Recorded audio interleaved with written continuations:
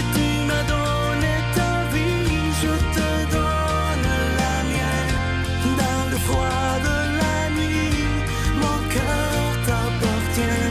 Et quand la tristesse arrive, je sais tu es là, toujours près de moi.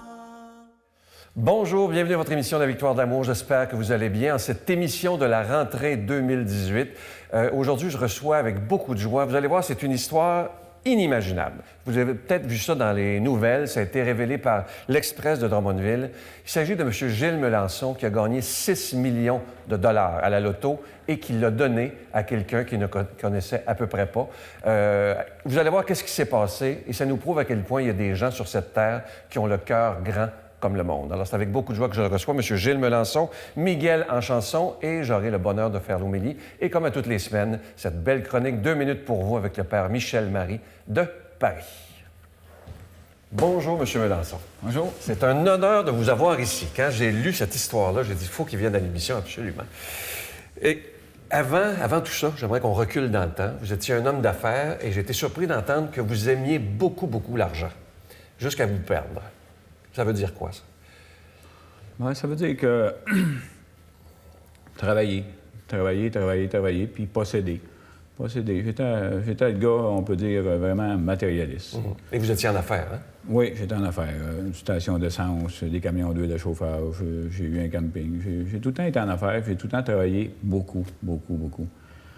Ça vient de mon père aussi. C'est mon éducation qui était de même. Puis il faut travailler, puis le fait de posséder, c'est un piège. En fait, c'est un piège un peu de vouloir posséder tout le temps. Là. Parce que le Gilles assis ici aujourd'hui n'est pas le même que celui du passé, si j'ai bien lu. Non, j'ai changé. Parce que vous dites sur vous, parce que je veux revenir là-dessus, vous êtes très dur avec vous-même. Vous dites que le Gilles d'avant était trop ambitieux, trop orgueilleux, trop vaniteux et trop égoïste. Ouais. Vous étiez tout ça. Oui. Alors, putain, vous avez l'air tellement d'un homme bon. Oui, mais ça s'est pas fait du jour au lendemain, ça, là. Ça s'est échelonné sur une dizaine d'années, là, le changement. Là, ça s'est pas fait drastique. C'est avec mes lectures, je fais partie d'un enseignement spirituel qui m'a beaucoup changé. Que ça fait 14-15 ans que je lis là-dedans, puis ça m'a beaucoup changé. Fait qu'à un moment donné, dans le commerce, j'étais bien matérialiste, comme que je l'ai dit. Je pouvais travailler, moi, 60 heures en été, puis 80-90 heures en hiver, puis c'était pas un problème. Là. Puis j'étais même pas malheureux là-dedans, là, quand même. Là. Le monde à côté de moi, mes chums, mes amis, ils disaient « T'es donc bien fou de travailler comme ça. » Mais à quelque part, j'étais heureux pareil. Mais je changeais en même temps. Je changeais mes lectures, mon enseignement spirituel que je suivais. Je changeais en même temps, aller jusqu'à temps que je m'aperçoive que je fitais plus là-dedans. Le matérialisme. Je fitais plus dans le matérialisme. Puis il fallait que ça change. Mais là, j'avais tellement créé un gros piège que c'était impossible d'en sortir. Tu sais, autrement dit, orgueil, ambition, bien, ça veut dire on bâtit une grosse bâtisse. Ouais, c'est ça. Le train de vie. Des grosses hypothèques. Puis après ça, avec la grosse hypothèque, bien là, il faut pogner plus de contrats. Puis là, bien là, on joue dans la jungle des géants. Puis à un moment donné, bien... Et à un moment donné, vous avez, si j'ai bien lu, vous avez tout perdu. Pratiquement. Là, j'ai perdu le trois quarts. J'ai resté avec ma maison puis mon chalet. Là. Fait que ça a été une adaptation, ça. Une grosse adaptation. Mais en même temps, je comprenais, quand j'ai perdu ça, il y a eu un 3-4 ans d'adaptation là, dans la descente. Parce que quand on perd nos biens, ça crée... Et le regard des autres aussi, sûrement. Oui, l'orgueil. Fait que là, ça piquait à mon orgueil. Ça allait jouer dans mes défauts. Et là, je lisais que dans cette descente-là, qui n'a pas été facile, là, que Dieu était un grand secours pour vous à ce moment-là. Oui, c'est ça. Le changement qui se passait intérieurement. Puis c'est là qu'à un moment donné... Mais si je continue, il y a eu 3-4 ans là, qui étaient durs, mais après ça, il y a eu un 3-4 ans, c'était d'accepter la situation. Un coup que ça a été tout aidé, tout perdu, bien, il fallait accepter la situation. Puis ça, là, c'est assez difficile, ça. Mais ça doit quand même, là. Oui. Mais c'est que je voulais en emmener. Donc, c'était difficile, cette descente-là, l'acceptation. Oui. OK. C'est quand que j'ai eu accepté. Quand j'ai eu accepté là, que là, j'ai tombé en paix avec moi-même. Là. Mais tout ça est échelonné tout le temps sur une dizaine d'années. Puis un long cheminement, quand même. Oui. Puis en même temps, c'est là que je faisais... J'ai fait un challenge avec l'univers, à un moment donné. Je restais travaillant, mais même si ça paraissait pas en moi, j'étais comme défaite en dedans. Aller jusqu'à temps que j'accepte vraiment de vivre avec ce que j'avais, puis vivre plus simplement. Surtout plus simplement. Mais est-ce que ça a été dur pour vous, avant qu'on passe à l'histoire qu'on connaît, le regard des autres? Oui. Sentir le regard des autres là, que je plantais financièrement, ça, c'est dur sur l'orgueil. En réalité, c'est un cadeau. C'est un cadeau de pouvoir travailler sur l'orgueil. À chaque fois qu'il arrive des affaires de même puis qu'on peut travailler dessus, on grandit. Puis ça, pour moi, c'est important. Comment vous est venue l'idée, ça m'intrigue, lorsque vous preniez un billet de l'auto, de ne pas écrire votre nom dessus? Parce que normalement, on le sait, il faut le signer, ceux qui prennent. Comment ça vous est venu, cette idée-là? D'abord, c'est un peu dans ma nature, pareil. Même si j'avais de la vanité à quelque part, j'ai une nature généreuse. J'ai tout le temps eu une nature généreuse. Je me rappelle que, là, 15-20 ans, 20-25 ans, au lieu de donner un type à celle qui me servait au restaurant, je pouvais donner un billet de l'auto. Ou si je fais du parachute, un chum, un ami, des cousins, des neveux, ils les amènent tous sauter en parachute, puis je lui paye des sauts de parachute. T'sais, j'étais généreux de nature.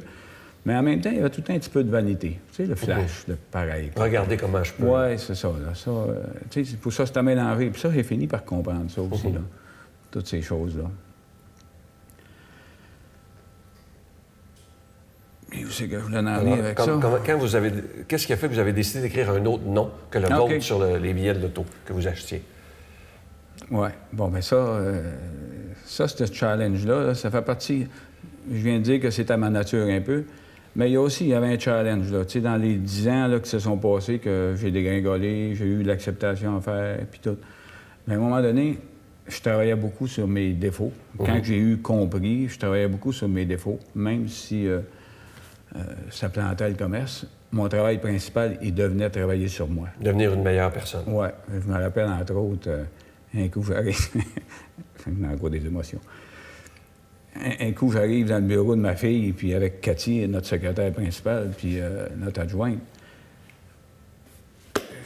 Je venais de lire, puis ces journées-là. Puis à un moment donné, j'arrive dans le bureau de ma fille, puis de Cathy, puis je dis « Hey, les filles, je viens de m'apercevoir que je suis vaniteux. » Tu sais, c'était spontané comme moi de même, là. Tu sais, un autre travail à faire. Tu sais, je m'en avais jamais rendu compte avant.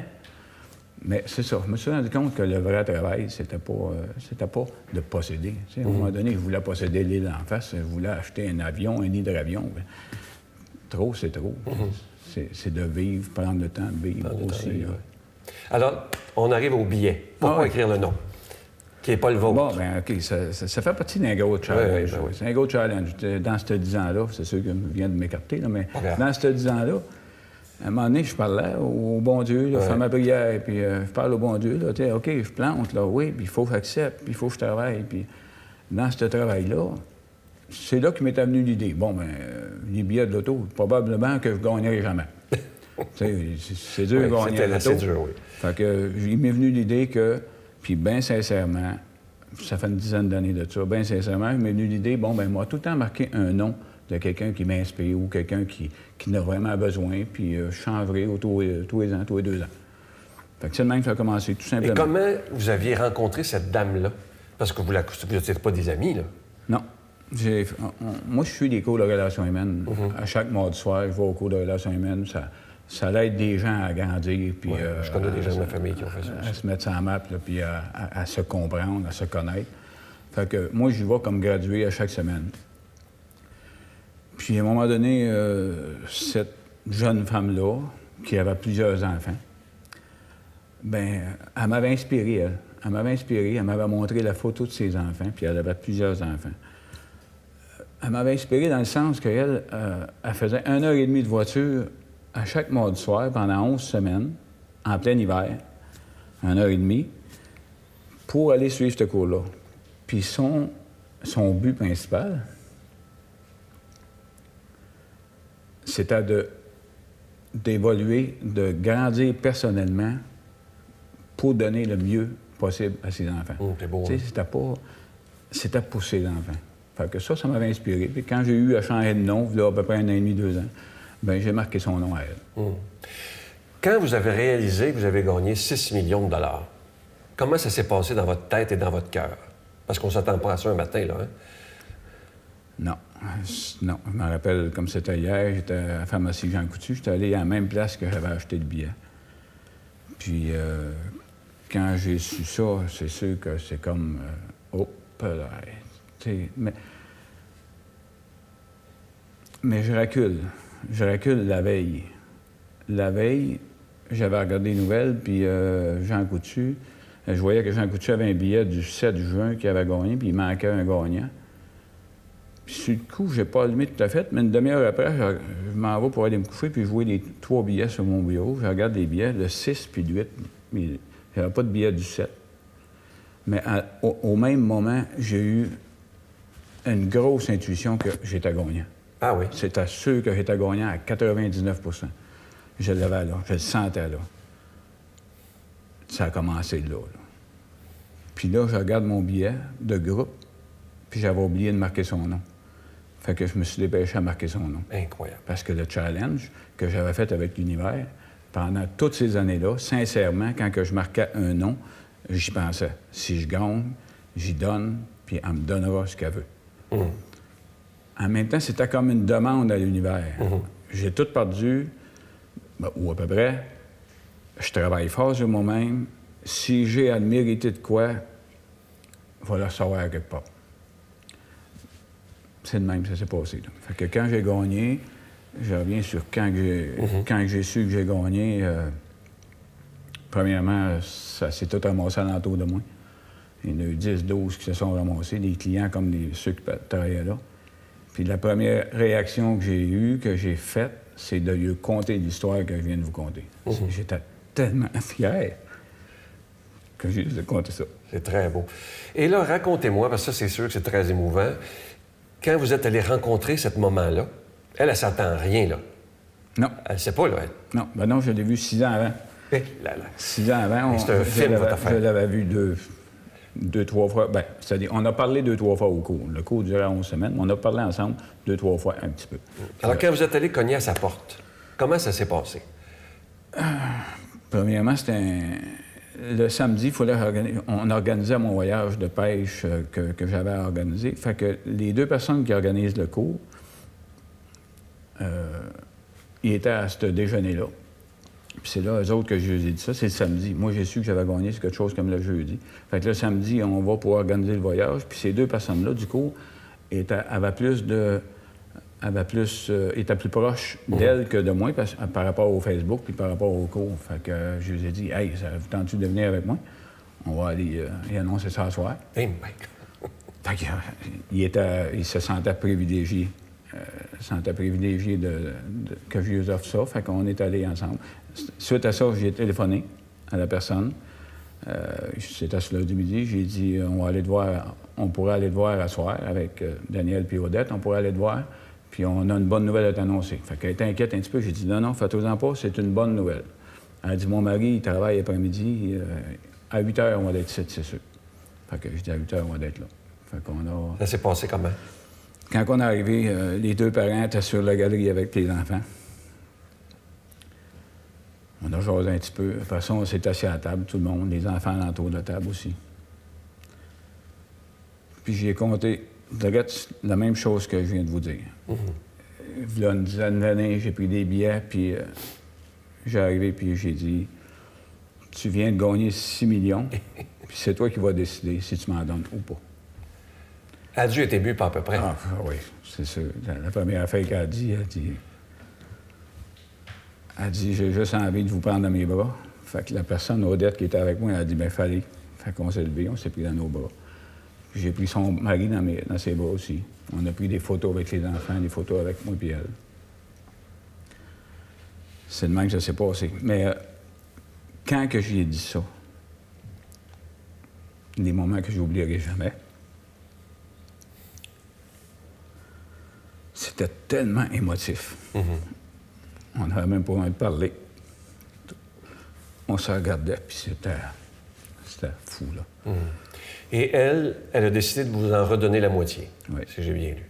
Oui. Et vous n'avez redonné à vos enfants. Je lui ai redonné à moitié. À vos enfants. Votre histoire, elle est tellement inspirante, M. Mélenchon. Moi, j'en parlais avec des amis dernièrement, et je vous disais avant l'émission, on dirait un film. C'est tout en votre honneur. Vraiment, vous êtes une bonne personne. Et je lisais dans la recherche que vous voulez encore devenir une meilleure personne. Oui, parce qu'en gagnant ce challenge-là, c'est comme si c'était un message aussi de l'univers. Là. Ce que j'ai fait, c'est beau. Et je viens d'avoir des réponses. Puis c'est comme si mon travail, il fait juste de commencer. Ouais. En tout cas, je veux vous remercier d'être ce que vous êtes. Merci beaucoup vraiment d'être venu. Et je veux vous offrir une chanson qu'on a pensée, et c'est votre histoire, c'est pas compliqué. C'est interprété par Miguel. Écoutez bien les paroles. Ça s'appelle « Vivre et donner ».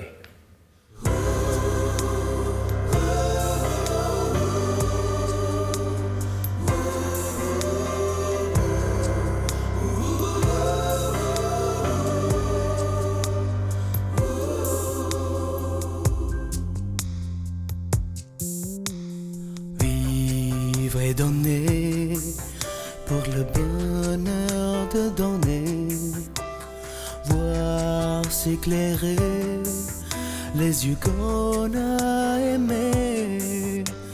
Vivre et donner tout ce que tu as, ça peut t'apporter ce que tu n'as pas.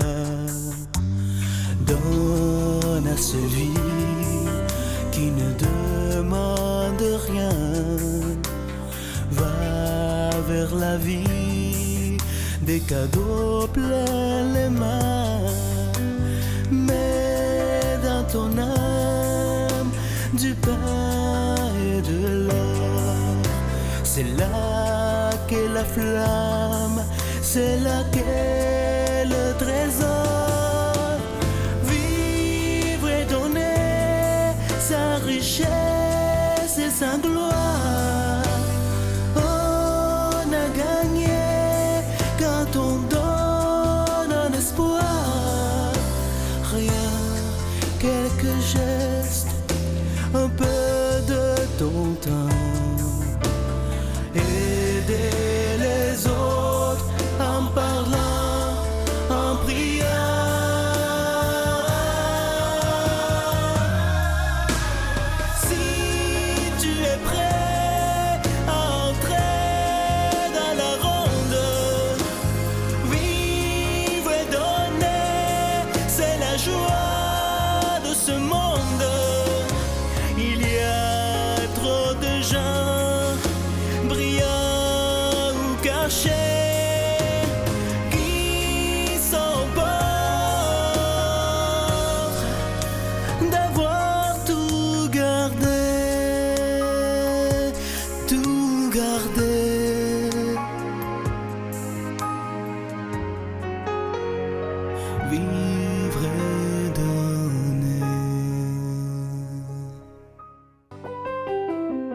Notre Père qui es aux cieux, que ton nom soit sanctifié, que ton règne vienne, que ta volonté soit faite sur la terre comme au ciel.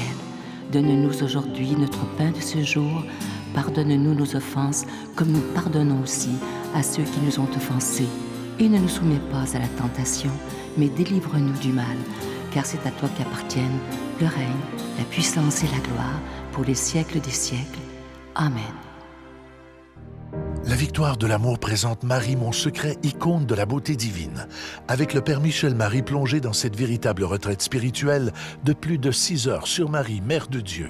Et apprenez comment il peut naturellement nous guider vers son Fils. À partir de 49,99, obtenez-le en ligne sur lavictoiredelamour.org en format DVD au 514-523-4433 ou le 1-888-811-92-91. Laissez enfin Marie vous combler de sa grâce. Je suis tellement heureux de vous parler de ce beau cadeau du mois de la Victoire de l'amour pour le mois de septembre. C'est une exclusivité de la Victoire de l'amour. Regardez bien comment il est beau. Ça a été fabriqué au Québec par un artisan qui s'appelle Claude et il a un talent absolument extraordinaire pour nous dessiner des bijoux exclusif à la Victoire de l'amour que vous ne retrouverez jamais en magasin. Alors, c'est le pendentif de la création. Il est plaqué or et déjà béni. Je vous rappelle que vous le recevrez avec un don de 25 $ et si vous en voulez deux, avec un don de 40 $. Je vous donne l'adresse. La Victoire de l'amour, casier postal 120, succursale Boucherville à Boucherville, le J4B 5E6. Je vous la redonne. La Victoire de l'amour, casier postal 120, succursale Boucherville à Boucherville, le J4B 5E6. Également par téléphone, par carte de crédit du lundi au vendredi de 8h30 à 16h30 dans le 514-523-4433, 523-4433 ou sans frais le 1-888-811-9291, 1-888-811-9291 et aussi sur notre site Internet, le www.lavictoiredelamour.org. Alors, je vous rappelle ce magnifique cadeau du mois que vous ne trouverez jamais en magasin. C'est le pendentif de la création qui est plaqué or et déjà béni. Je vous rappelle qu'il est fabriqué au Québec et vous le recevrez très rapidement. Souvent, des gens disent, est-ce que c'est sécure de faire les dons par Internet? Notre site Internet, il est sécurisé. Alors, il n'y a aucun problème et vous recevez évidemment votre cadeau très rapidement. Je veux vous remercier de tout cœur de votre grande générosité et merci de porter la victoire d'amour dans votre prière.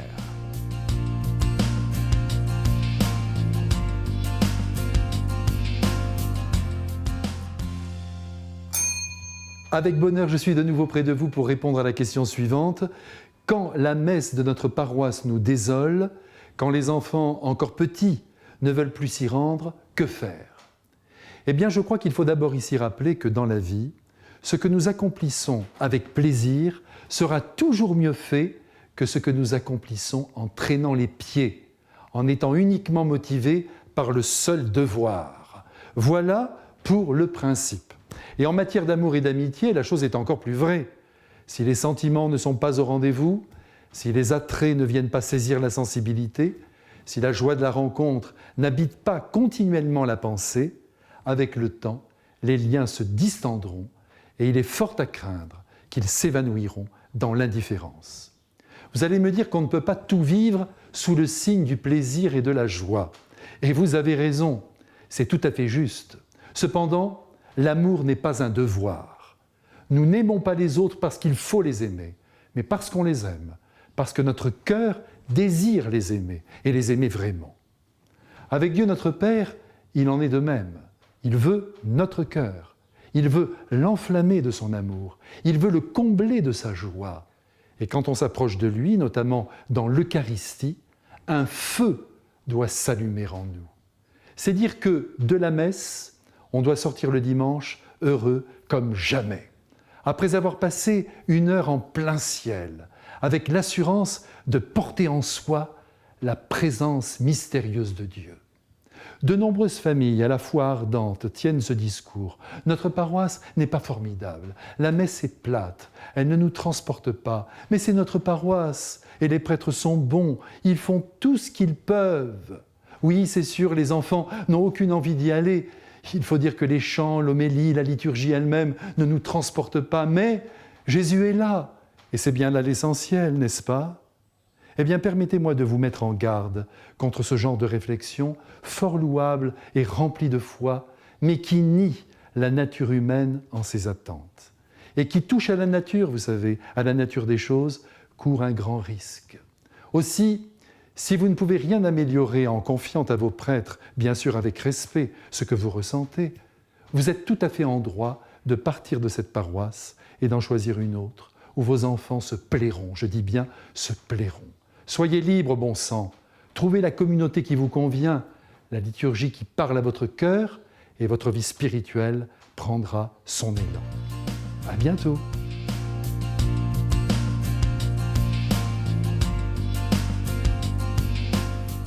Je ne sais pas si vous êtes comme moi, mais le témoignage aujourd'hui, moi, m'a touché d'une façon extraordinaire. Et je pense que si on avait vu un film avec cette histoire-là, on aurait dit, ils en ont mis pas mal. Parce que quelqu'un qui gagne 6 millions et qui le redonne à quelqu'un qu'il ne connaît qui a vu que quelquefois, ça tient du miracle. Et aujourd'hui, je ne prendrai pas le texte de l'Évangile qui était prévu, mais j'ai choisi un verset qui est dans Saint Marc, chapitre 8, verset 36, et ça va exactement avec le témoignage de Gilles d'aujourd'hui. Ça dit ceci. « Quel avantage, en effet, un homme a-t-il à gagner le monde entier si c'est au prix de sa vie? Que pourra-t-il donner en échange de sa vie? » Ça fait beaucoup réfléchir. On est dans une société où on nous dit qu'on doit toujours gagner plus, qu'on doit toujours faire plus, qu'on doit toujours performer plus, et ça fait qu'on n'a plus de vie finalement. On se demande pourquoi on vit, si ce n'est que pour être productif, faire de l'argent. Et M. Melançon, Gilles, lui, a compris autre chose. Oui, il a déjà aimé l'argent dans son ancienne vie. L'argent était prioritaire, comme pour beaucoup de gens aujourd'hui, malheureusement. Je ne dis pas que l'argent n'est pas bon. Au contraire, l'argent est un bon serviteur, mais un très mauvais maître. Et imaginez-vous dans votre tête, là, si un jour ça vous arrivait, vous avez votre billet de loto dans les mains, vous avez gagné 6 millions de dollars, c'est pas 5 cents, là, et vous décidez de le donner à une maman qui a plusieurs enfants parce que vous savez que ce sera plus utile. C'est absolument magnifique. Pour moi, ça, c'est l'Évangile pur. Au lieu de faire des grands discours, il est allé porter son billet à cette dame qui préfère garder l'anonymat et on la comprend. Et moi, aujourd'hui, je veux rendre hommage à un homme comme Gilles qui me fait croire à la bonté de l'être humain. L'être humain, dans les nouvelles, on nous montre toujours que des choses qui vont mal, les catastrophes et tout ce que vous voudrez, mais je suis convaincu d'une chose. Il y a plus de bonnes nouvelles dans notre monde que de mauvaises nouvelles. Mais malheureusement, la société, on aime entendre des mauvaises nouvelles et c'est d'une tristesse accablante. Mais prenons le temps, et je veux qu'on célèbre ça aujourd'hui, un homme comme Gilles qui vit pour moi, comme je vous disais tantôt, un évangile pur. Et c'est comme si, ce qui me vient présentement, c'est tout ce que vous aurez fait au plus petit d'entre les miens, c'est à moi que vous l'avez fait. Alors, il a donné ça pour que des enfants puissent mieux vivre et c'est absolument extraordinaire. Et aujourd'hui, on va demander au Seigneur de nous aider, nous aussi, à être généreux, à ne pas tout conserver pour nous. Et comme le disait la chanson que Miguel a fait tantôt, à la dernière phrase, ça dit ceci, que des gens qui sont restés pauvres à force de vouloir tout garder pour eux. Et c'est très malheureux. Alors, si vous avez ce privilège, vous, à la maison, d'être en moyen, n'oubliez jamais d'aider ceux qui ont peut-être beaucoup besoin autour de vous et souvent, ils ne sont pas très loin. Je demande au Seigneur de nous bénir lui-même, au nom du Père, du Fils et du Saint-Esprit. Amen. Je vous salue Marie, pleine de grâce. Le Seigneur est avec vous. Vous êtes bénie entre toutes les femmes et Jésus, le fruit de vos entrailles, est béni. Sainte Marie, Mère de Dieu, priez pour nous pauvres pécheurs, maintenant et à l'heure de notre mort. Amen.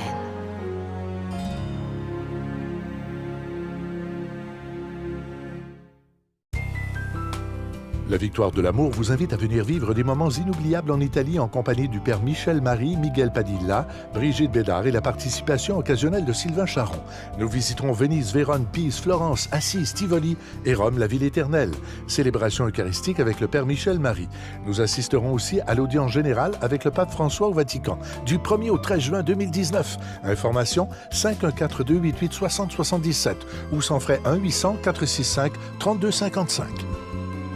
Je vous invite à vous procurer cette magnifique retraite spirituelle qu'on peut faire à la maison avec le Père Michel Marie de Paris. C'est une retraite de plus de 6 heures et le thème « Marie, mon secret », icône de la beauté divine. Alors imaginez passer 6 heures avec cet être exceptionnel qui est le Père Michel Marie. Moi, je vous le dis, j'ai assisté à l'enregistrement et ça a changé quelque chose en moi et je suis sûr que vous ne verrez plus Marie de la même façon. Vous allez découvrir une femme qui a été capable de dire oui, mais si vous saviez le contenu de ce cours-là, de cette retraite-là, c'est soit en DVD ou sur Internet. Je vous souhaite une belle journée.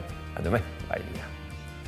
Et avec le Christ, avec son Fils, eh bien, j'ai bien conscience qu'elle ne nous lâche pas d'un pouce.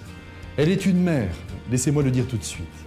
Et qui ne le sait, il appartient normalement à la maternité de ne pas abandonner ses enfants, mieux encore de les comprendre comme personne n'en est capable, jusqu'à les excuser, quoi qu'ils aient fait, ce qui est évidemment le sommet de l'amour.